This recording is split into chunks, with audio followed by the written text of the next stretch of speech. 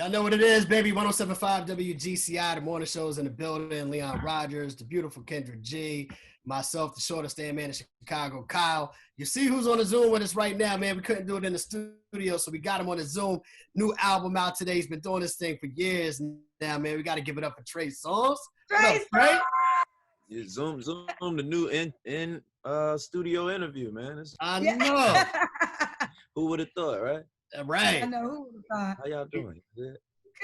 Good. Trey, you know, I feel like my career is kind of in conjunction with your career. I remember when you first came out and you had the braids, and to see where you are today. I gotta say, for this album, your 8th studio album, I couldn't wait for it because I was waiting for the song that was played. Oh God, well, how many times? And what's the DJ that everyone's talking about over? He played it over on Quarantine. D-Nice. D-Nice, yes. So I'm watching D-Nice, and he debuts this song how many times?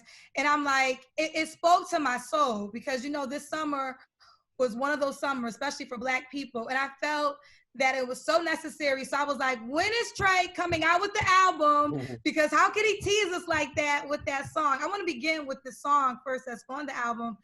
How did you feel when you recorded that? Was that just kind of speaking through you? No, that's a great way to describe it because the song kind of wrote itself, you know.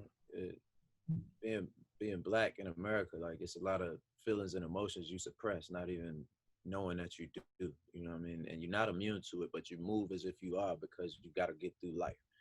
And I think one of the distinct differences in George Floyd's death and Ahmaud Arbery and Breonna Taylor, et cetera, like you said, it's been a rough summer, rough year for us, is that the world was on pause as these things were happening. Like, there's no job to go to, there's no school to take the kids to, there's nothing, no sports that you could watch to get your mind off. It was, the world was, you had to be, and as a Black person, you definitely was hyper focused on this. You had time to be enraged. You had time to go through all your emotions. You had time to be as vulnerable as you may have never been. And for myself, I had time to make this song and really, like, confront the emotions that I'll be dealing with, like, head on. And like I said, it's sad because the song wrote itself. It's just all the questions you want to know, like how many more marches, how many times, and since I wrote the song, we done lost a cool over, ain't even no telling no number. Like, I don't want to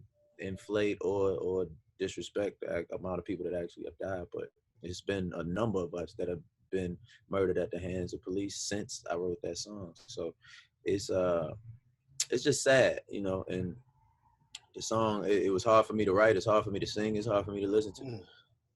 But I think it does help us deal with the emotions that we bury so often, you know what I'm saying?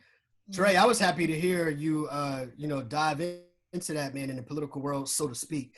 I mean, at the end of the day, I don't think there should be anything political about us fighting for equality and fighting for our freedom. That's not even a political matter. I love that. Yeah, you feel me? We put into you political now. Oh, you're an activist. No, right. What we go through is like, this is life. Right. You feel me? But at the same time, I was happy to see you take it there because, and I'm not saying that you haven't before, but it means so much more now. You know what I mean? And I kind of wonder, like, was there some kind of things that you may have dealt with just being a Black man and your upbringing before we knew you as Trey Songz that allowed you to relate to, you know, so many things that we all experience?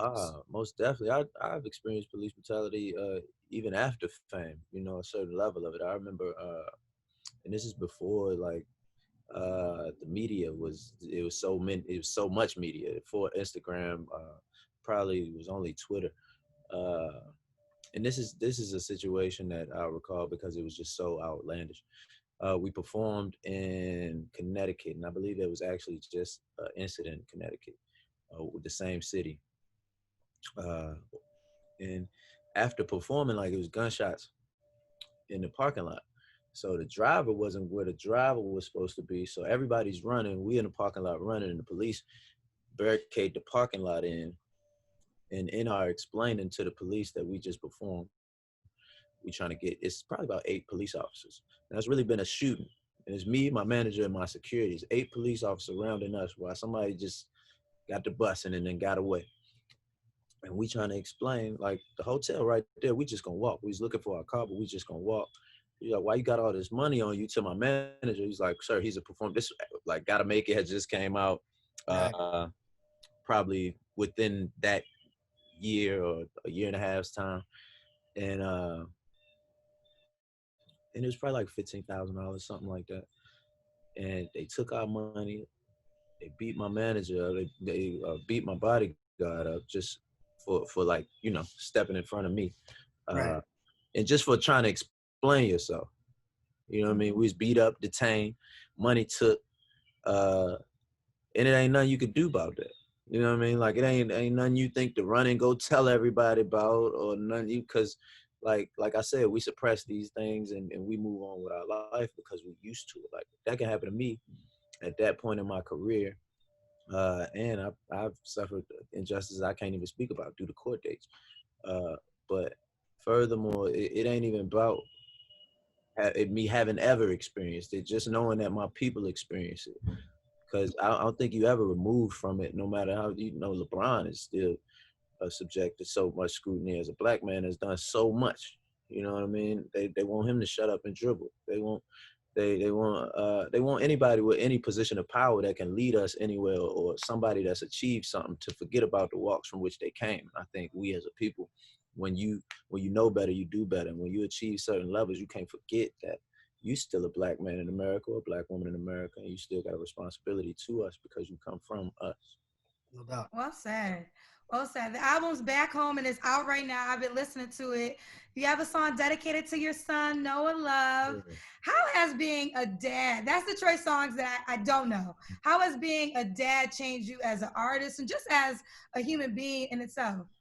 Well, the first thing that changed about me was definitely me as a person. Like, the artist I am, that's a whole different thing. Like, I feel as though changes and evolutions are concerned, but with the man within me just make me want to be more responsible, make me want to be a greater example for him.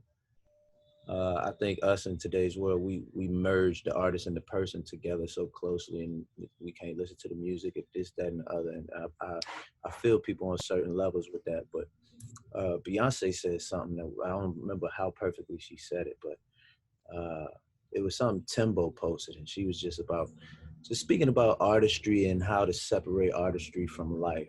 Like, as an artist, that's something that you want to do consistently. You want your private life to be private unless you're sharing it.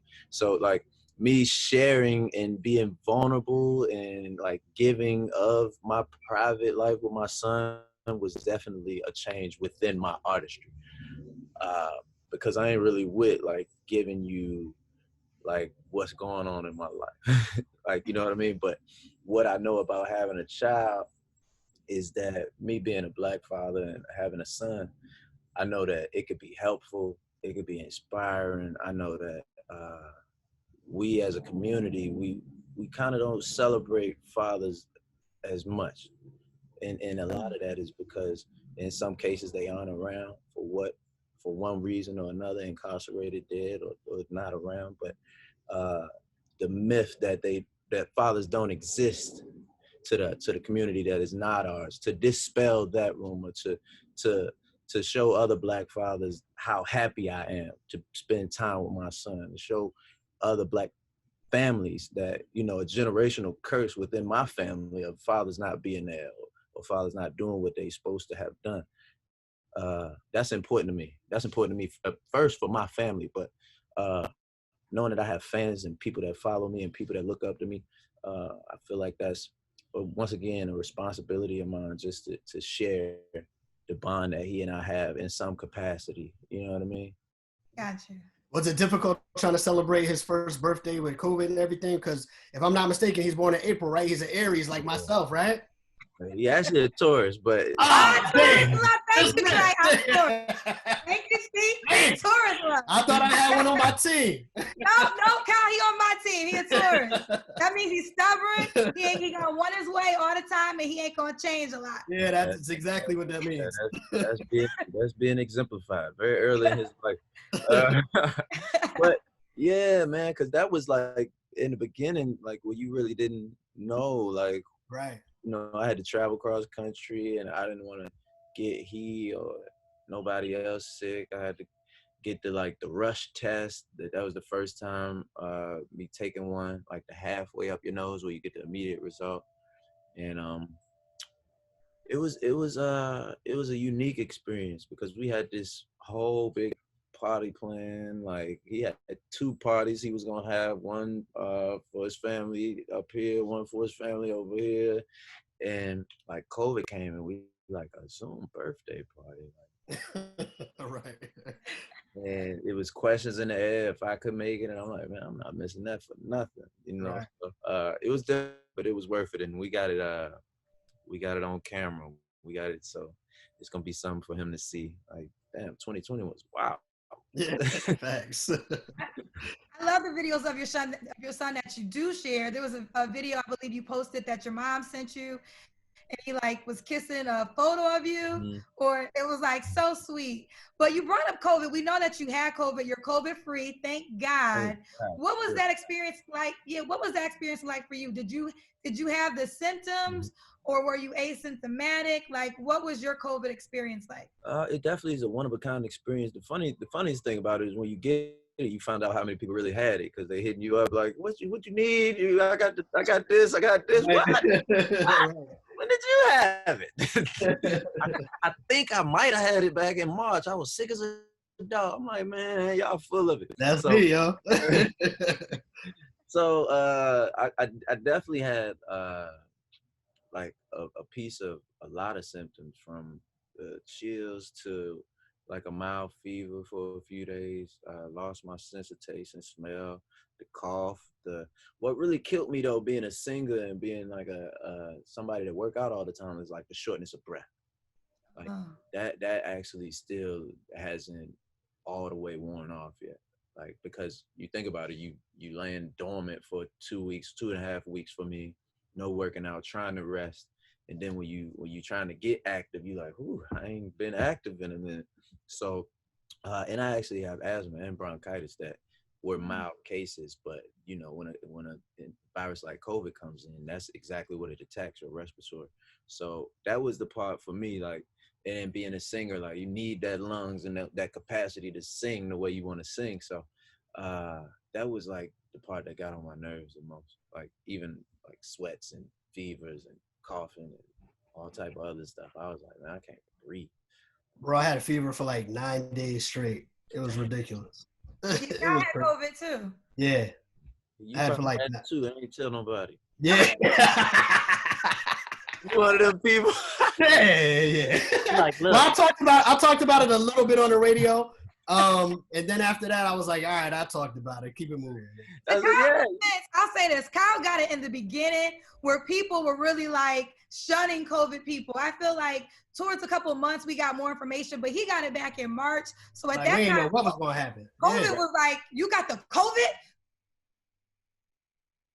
Radio station down. Right. Like, It was crazy. They try to outcast my bro, man. I feel like, hey, that's the funny thing about it. Like I posted my COVID, I posted my whole quarantine. The minute somebody see me around somebody, Trey Songz out. He got COVID. Y'all be careful. Like, right. Right. No, it's definitely a stigma around it and all that. But I feel like the responsibility level for somebody to step up and say that they have and enlighten people and do they part is so important because everybody don't respond to it the same way, and you could be saving somebody's life, like in the great spectrum of things. True that. all right. I'm glad, Kyle. No, I was gonna ask you this, Trey.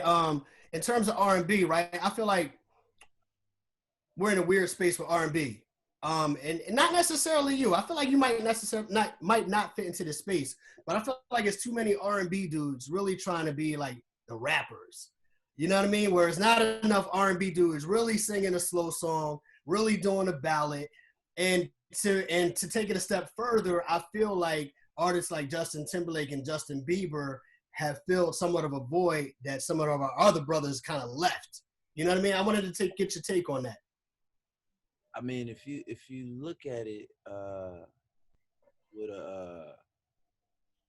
if you look at it from a different perspective, as far as what's being retained, as far as what's having chart successes, and you know, not to take nothing away from Justin and Justin, but you know, they could go do a whole pop album and then come back and do a super R&B album, and it's gonna be received as pop. Right. No matter what music they do, no matter if they do a R&B song to the core, it's gonna be a pop record because of the color of their skin and their fan base. And furthermore, on top of that, the success that they have attained. But if you look at an artist, let's say, I don't want to say anyone specific, but you look at an R&B artist who would sing the same song, it wouldn't have the same success. With hip hop having the attention right now and being the most prominent sound, I feel as though it's a way of attaining the success that you want as an artist to add that into your craft. I've had to do that at times, you know, whereas though you just trying to peak to the best of your, you think about Say I and Bottoms Up and Touching, Loving, etc. Those are not traditional R&B records, but those are my highest chart topping records. But when you look at what I mean to the culture, what people want from me musically more so is the music that the Back Home album, you think about Ready album, and I think it's just it's a responsibility to the powers that be, whether it be the playlisters, whether it be the program directors, to push R&B to the forefront. Because if you have an R&B artist who gives you a wholehearted R&B album, and he don't see the same chart success, he don't see the same money in his pockets, he don't see the same way to feed his family as he do when he put a little more 808s and do a little more scatting, then he gonna do what's best for his family and what's best for his bank account. And I actually took a chance with this Back Home album and making it a real R&B album, because I know what I've meant to R&B music throughout my career, and I know what R&B means to me, and I feel the same way you feel, as though, you know, it's so many artists that are doing this and that, and I don't blame them because that's what they've had to do. Right. When you think about the success that hip hop has and the success that R&B has, although they used to be in a parallel world, that's not the truth anymore. So, and you got rappers singing. Rappers got auto-tune in their voice, and you competing with hip hop as an R&B artist, whether you know it or not. Right. So I think it's also a decision that has to be made by the people that impact these playlists and program these records. And if we really want to balance in the music, then we got to get real R&B back on the radio the way it used to be. You got to get real ballads of love, and you got to put them back in the forefront, because if you don't do that, you're going to lose the genre. Yeah. Well said. Trey, over the summer, one thing I really love, you were very socially active, and you had the Feed the City Challenge. And I'm hoping, I know you challenged Meek, and I feel like sometimes on social media, you know, things could be misunderstood, and I felt like he didn't understand your position, and you don't bite your tongue, so you coming back from your position. Did you and Meek ever have a chance to talk one-on-one without social media? No, to get we definitely spoke. We spoke that same day. Him and I, we on the same page. We decided to leave that issue alone because it had hit social media the way it did. Anybody that knows what I've been on, it's all for the betterment of us right now, especially with the Feed the City Challenge. We was able to take it to LA, went down to ATL, Brooklyn as well. Like, it's dope. Shout out to Tony Draper, shout out to Ricky Davis, who actually started the foundation and included me in the conversation. I actually was challenged by Pusha here in VA. Okay. Yeah, and we was able to do Virginia together.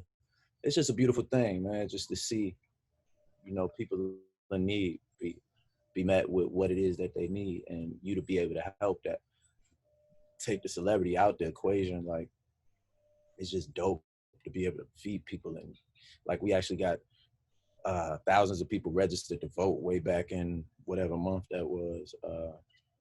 So yeah, it ain't no love lost in no situation with me and bro. That's my dog. I love it. Thank you.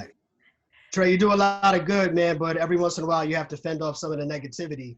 And I feel like we wouldn't be doing it justice for people watching if we didn't give you an opportunity just to address some of the domestic violence things that people have brought up about you, and not making no accusations, but I'd like to know, where you stand on that, and what's your, what do you say to those people that, that might buy into that, read those stories? I've spoken on that, and too much speaking to the public who don't really care about your well-being is not going to help your case. Speaking to strangers about tantalizing stories that are sensationalized that they love to hear. It's one story today and it's another story tomorrow. You feel what I'm saying? Like, so for me, I focus on positivity and just pushing forward. I know who I am. I know what I've done and what I've not. So for me, it ain't no thing. I love it. Does it bother you when some fans don't support you in that manner? Because you have fans that go to bat for you, and I feel like they were arguing with other people because we live in a social media world right now. Right. But there's some fans that will take a case for you, Trey. They don't play about you. I mean, it's a very fickle world right now. Like, people will say things just to get reactions. So you got to watch what you triggered by, because in the world right now with so many serious things going on, people's opinions of me is not really like at the forefront of my mind. Got it. Understood. Let's bring it back home, the album, bro. The name of the album is Back Home. You spoke earlier in this interview about people spending a lot of time at home with everything going on with quarantine and COVID and all of that. Talk to us a little bit about Petersburg, Virginia, man. What that mean to you? I'm in Virginia right now. We actually having a mural unveiling here. They did a mural like not too far from my hood. So I'm excited about that. I'm always at the crib. So the album entitled Back Home, it meant something special to me just because it felt a lot like Gotta Make It. Just in the promo and the time I spent here. And throughout COVID, I was able to spend like more time here than I've been able to, like in the past years, like, because you had to sit down. Like that time I came to see my son, I was here for like 2.5 months. I never been here for 2.5 months. Right. Great thing, though. No, it was a positive within a negative. So for me, it's home mean everything. It's what molded me to be who I am. Like, and I'm saying for who I am here, not for who you see me to be. Right. I love it. Trey, you probably don't remember all of them, but I have so many great memories of you making fans' dreams come true. I remember when I was in Philly and you would do these meet and greets, and literally girls would just be crying just to get a glimpse of you. One thing I always loved about you is you take your fans very seriously and you always try to be as hands-on as you possibly can.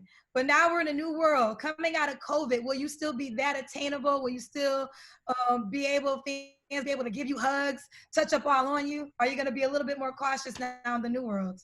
I mean, I can't predict what that's going to be like because I don't even know when that's going to be, or I can't even tell.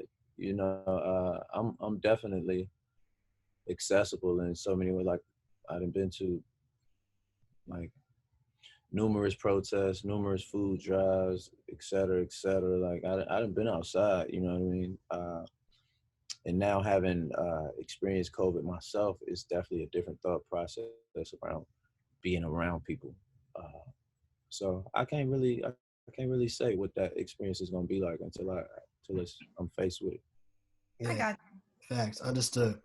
Well, bro, we want everybody to go out, support the album, man. Trey Songz, Back Home, one of the guys sticking to that traditional R&B music, bro. And one last word from you, just from the people here in Chicago that are fans of yours. What you want to say to them? I love the city, man. I can't wait to get back. I just actually was talking to my dog. It was his birthday, Ted's, last week. And I want to get back out there. Like, I miss Chicago. I was in Chicago every summer. You know what I mean? Like, it's best time to be here. But I was out there. You know what I mean? So I miss y'all, and I can't wait to get out there and figure out what we doing. Bring your coat with you. It ain't summertime no more. Right. Bring your coat. I can do Chicago winters. All right, thank you for your time, bro. We appreciate you. Congratulations on the new album and everything. Trey Songz, Back Home. Appreciate y'all. GCI Morning Show. Salute to you, bro. Love, baby.